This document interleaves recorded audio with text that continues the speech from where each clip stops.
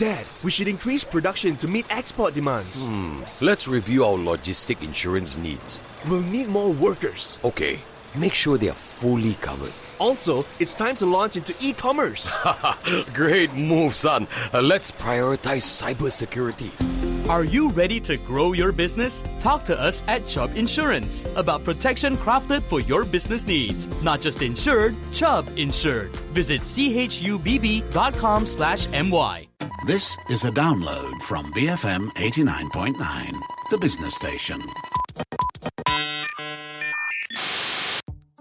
This is Tech Talk, made possible by TM1. It's Fun Friday. My name is Jeff Sandhu, together with Culture Pop's Matt Armitage. We're on a journey to the dark side of the moon today. No, we're not talking about Apollo 11. I'm reliably informed that will be in a couple of weeks' time. This is a special episode that literally no one has ever asked for. A journey to the center of the distorted universe of Matt's mind. Now, before we get into the specifics of today's episode, I would like to point out that today's topic is something that we've covered on Geek Squawks last week, Matt. What can I say? I mean, I'm a disruptor. I take people's ideas and I call them my own. I'm also working on a cryptocurrency called Leo. Because, I'm a Leo, and because, the lion is a pitiless hunter. So no, I'm not trying to steal your credit with the idea for this. I mean, with Leo, I'm trying to steal your credit, obviously. But the show relates to that New Scientist article, as you said, that we were discussing on Geeks last week. It's called Explaining Consciousness. And it was because of the time limits that we have with Geeks, and because the story was so interesting, that I wanted to expand on it and hopefully do it a bit more justice this week. And also because it's a lot of fun.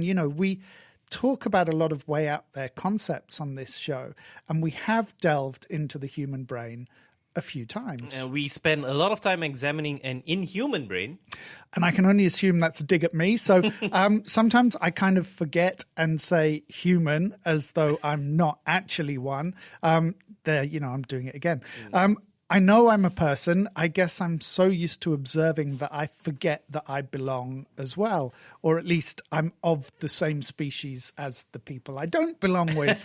But yeah, we've looked at the brain and the mind before, but we've never really gone too deeply into the consciousness aspect, which is weird because that's the part that really defines who we are, which was why it was so much fun to touch on it in Geeks last week, an episode that is still available on the BFM website and all good podcast platforms, I believe. All right, so let's give it some context. Why is it relevant to our listeners? Well, one of the reasons that the brain is so mysterious is because it's so hard to decode. We build all these incredible machines, but very few of them can do anything like the multitasking that the human brain can do. And that's one of the reasons that you can push bipedal robots over so easily. Our brains are running our bodies. They're alerting us to danger, they're processing speech, and they're allowing you to think about biscuits instead of listening to me. Oreos. They're really good. And the reason that Jeff is thinking about that biscuit is because people that spend time around me need a lot of energy boosts. Or a doctor's prescription. But weirdly, our brains are able to do these things, but require very little power to run. And there are loads of other weirdnesses that we'll get to. But going back to that question of why it's relevant, we talk about AI a lot on this show. And regular listeners will know that I have a bee in my bonnet about machine rights. There you go. Sounding like an alien again. Don't care. When I do talks and presentations on AI, almost invariably someone in the audience will ask me about the link between spirituality and consciousness and AI. Now, MSP doesn't concern itself with spiritual nourishment other than Jeff's biscuits, but this is a great opportunity to give that consciousness some additional context because it's a difficult thing to get a grip on. We simply experience consciousness and we assume that everyone else experiences it in the same way that we do. Alien. Stick with the biscuits until you've got a proper question to ask. Anyway, that was another story that we covered on Geeks. Actually, it was with Rich while you were away in China for CES Shanghai. And it was about imagination. Again, we got the story from the New Scientist. They should actually really sponsor this show, right? I mean, let's just give up. we all tend to imagine that we imagine things in the same way, but it turns out that we don't. So the chances are, Jeff, that you and I imagine things very differently. So right now you're sitting with your back to your workstation. Yeah. It's through the glass Can't of the see. studio, right? So imagine your desk and the things that are on it and the people that are around it. What does it look like to you? So Arvin will be sitting on my right. Richard will be sitting in front of me. I've got a BMO toy at the sort of like the 1 o'clock corner of my vision, Okay. and then my laptop at like my at the 10 o'clock of my vision. And But when you imagine those things, do you see like a picture of them? Do Yeah. you see like a fuzzy image of them? oh no, it's like it's completely a clear. picture. Right, that makes you very unusual. So kind of like me, most people actually see a very fuzzy image. Maybe that because looks like a I was there just like a few minutes ago. no. But okay, let's say imagine your mum. Yeah. So what happens when you imagine your mum? So I can see her face very clear, but like what she's wearing and stuff, that just becomes like a blur. Like Really? Okay. That's what I mean. People's imaginations work in very different ways. I see that as it would be in a photograph or even in a video. People imagine things in very, very different ways. And the reason that I'm bringing this up, because the way our brains function is a lot less uniform than we might assume. We accept that people have, say, different points of view, that people feel and experience things in different ways. And we've all been in that irritating and frustrating position where someone else remembers these exact same events in a different way from a different perspective. Yeah. The interesting thing is that we now have the science and the technology to both examine and explain some of the things that we take for granted. And as with anything to do with your own brains, see, you can actually sound like a human when you do try. and as with anything to do with our own brains, the reality is often a lot weirder than we think. And even talking about it is strange. So I wanted to ask people on social media to tell me what consciousness meant to them. But in the end, I didn't, because no matter how I phrased it, the question just looked so weird. All right, so what makes a human brain so special? Tons of stuff. Much of it we're only really discovering now. Now, we know that we don't have the largest mammalian brains. Yeah. Obviously, whales have us beat.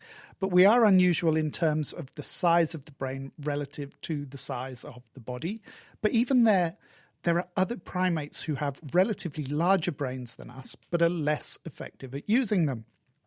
So it's not necessarily the brain itself, certainly in terms of size, that makes the difference, but the way we use that information. And how did you research today's show, by the way?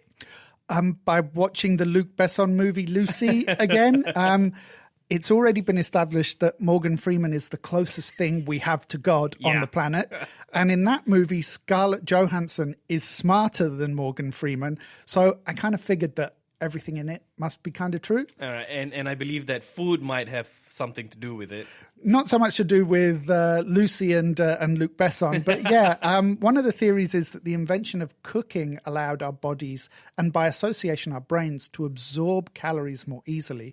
So our brains essentially had spare fuel that the body didn't need, and that gave them this element to it to expand and to play around with.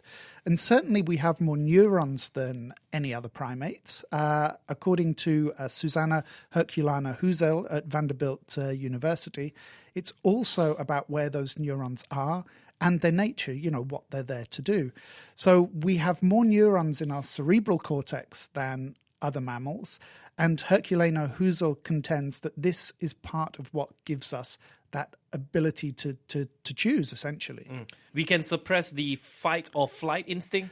Yeah, partly. It's about developing complex behaviors. So most animals are reactive. You walk towards a squirrel or a flock of birds in a park, and they instinctively move away from you.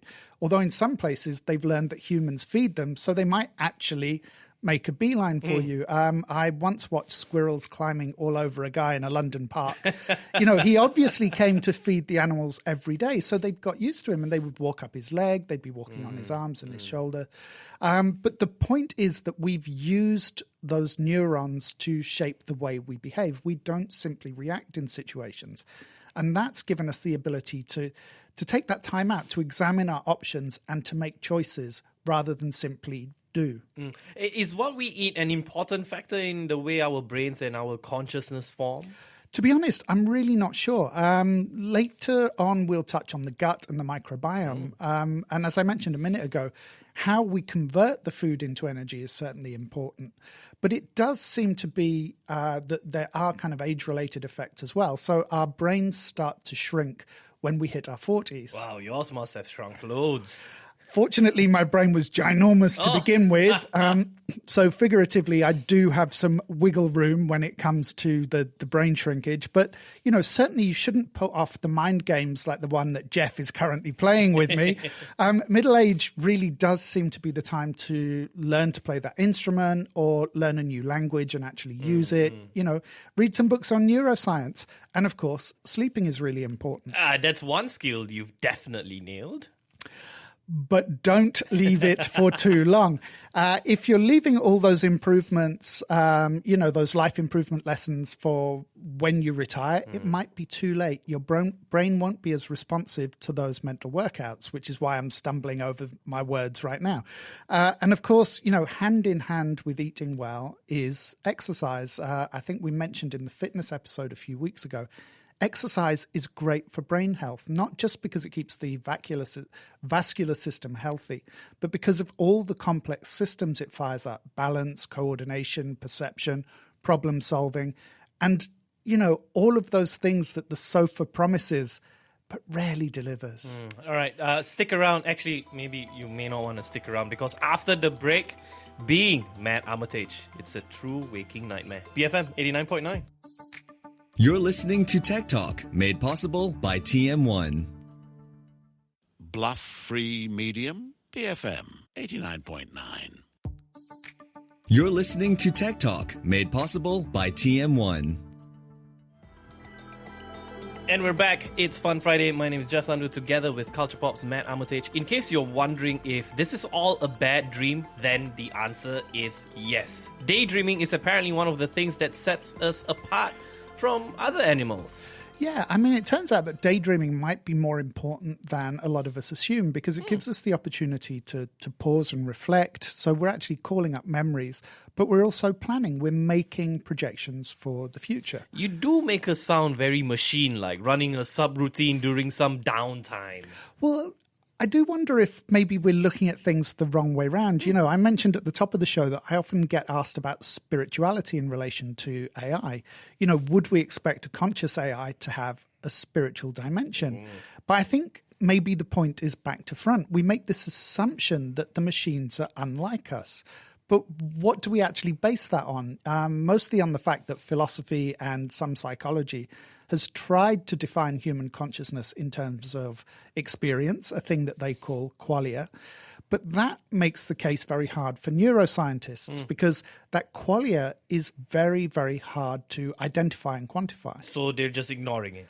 Yeah, or rather they're redefining it in terms that are much easier to understand, like Patricia Churchland at the University of California, San Diego, who believes that our consciousness might have much simpler biological roots, or Daniel Dennett of Tufts University, who thinks that our consciousness may actually be an illusion. Simulation? No, it's possible that Dennett believes we're all tiny people locked in a computer, but I haven't seen anything to suggest that he does. If that appeals to you, by the way, read the Demimond Saga by Rod Rees, and it absolutely soon won't. But no, we're not taking the simulation route today. It goes back to what I was saying about machines and their structure being more human-like than we give credence to. The analogy he makes is that our minds may be very much like a smartphone and that our consciousness is in effect a screen. So the phone screen is a user's illusion. Yeah, and it's described as a user illusion by developers. Those apps are not actually on your screen. The software is conjuring up a graphical illusion that allows you to navigate the code that is swimming around inside the phone's hardware. So when you call up that app, you're actually accessing information from multiple sources. So, for example, when you fire up Instagram and you look for a photo, those images reside in another app or even beyond that app inside the cloud. In any case, none of it exists as we actually see it. What the app is doing is bringing information together and processing it and sorting it in a way that we can understand. And that's what you think our brains are actually doing. Well, it's kind of what Daniel Dennett is saying, in that a very real sense, consciousness is the screen. So the New Scientist article also makes an earlier allusion to a work area like a giant whiteboard, so that our consciousness becomes this kind of home screen that calls up the apps that we need at any given time. While our brains are the actual phone itself, the storage and the connectivity and all the complicated bits that do the actual work, but they're the parts that we don't actually perceive. So essentially, your consciousness is like a sandbox. Yeah, so if any parents listening have kids who still use Minecraft, you should be supporting them, because that sandbox is giving them an insight into the mysteries of neuroscience. Now, one of the things that interested me in the New Scientist articles was the assertion that smarter people have different brain structure.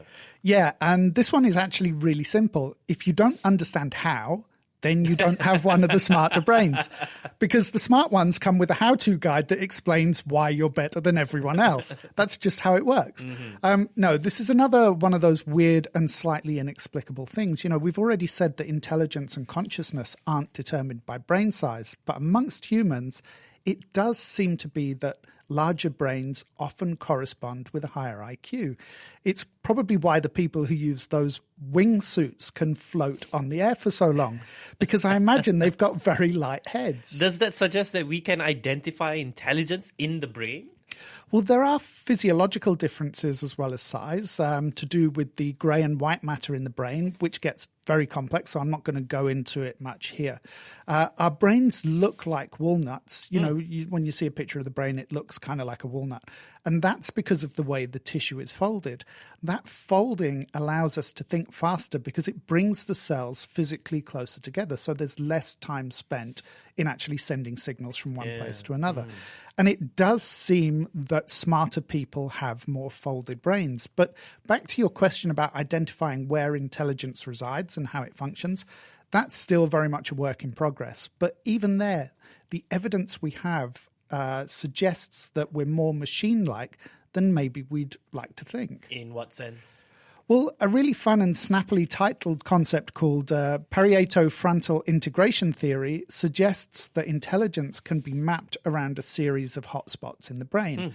So rather than our intelligence being concentrated in certain areas, it's actually distributed. Like the cloud.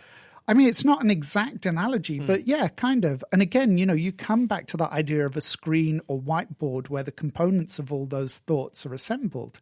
But intelligence isn't just derived from the size or the speed that information floods from these areas. It's also about how efficiently we use our brains.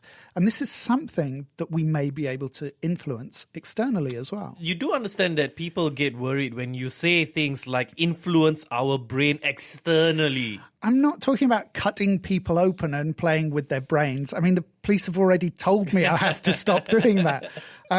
No, plasticity, the ability to change, is obviously an important component. But research by Emiliano Santanecchi at Harvard Medical School suggests that we can increase our intelligence using magnetic stimulation.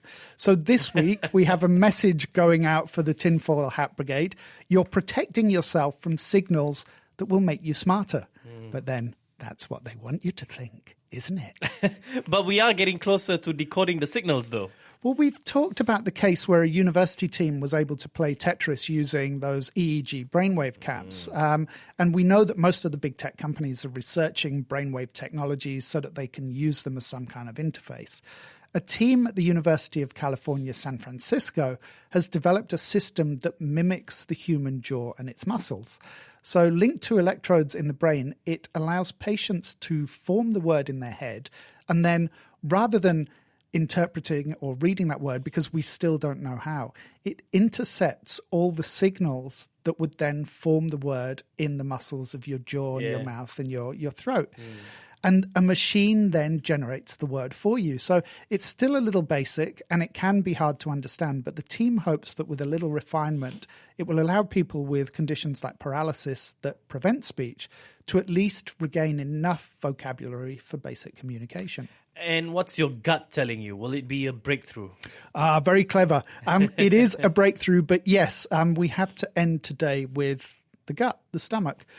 We've heard for a few years now that we may have a kind of second brain functioning in the gut.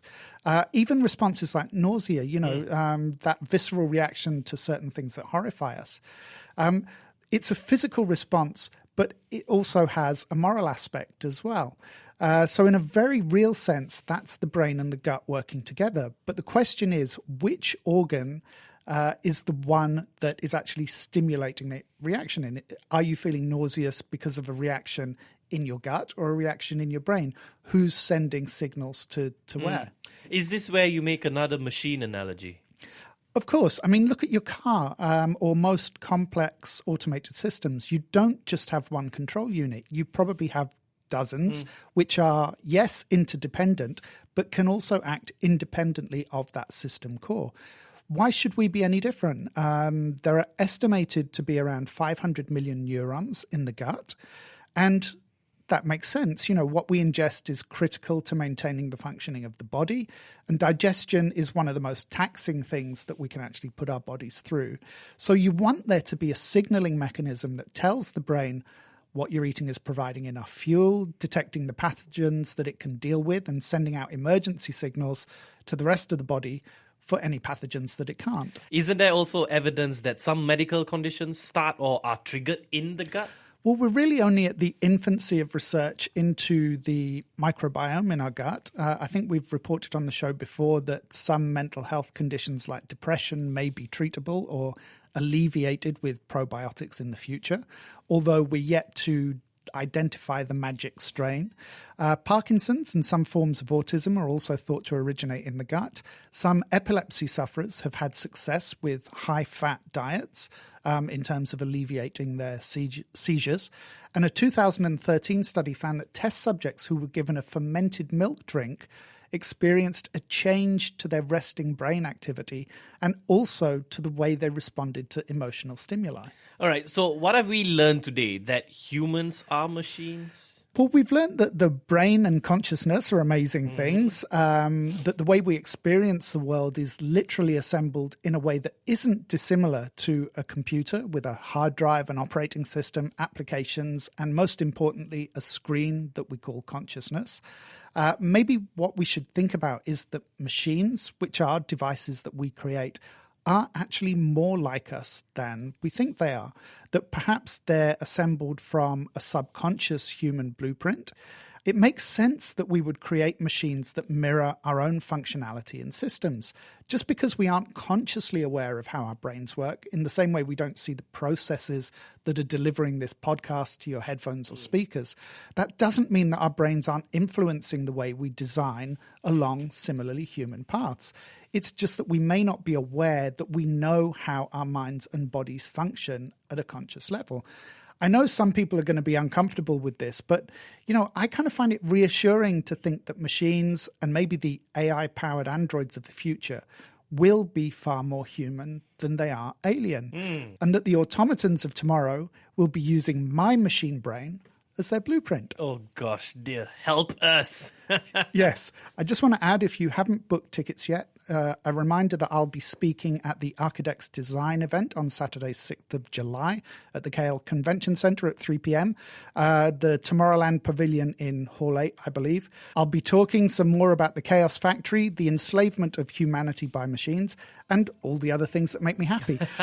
Drop by if you're in the area. Entrance is free, but please remember to register at architects.com.my. Details are on the MSP Facebook page, Instagram, and all those kind of places. All right, we'll be right back with Geek Squawks after this, BFM 89.9.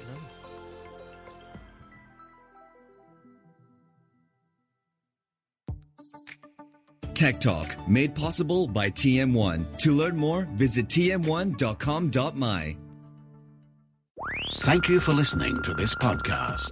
To find more great interviews, go to bfm.my or find us on iTunes. BFM 89.9, the business station.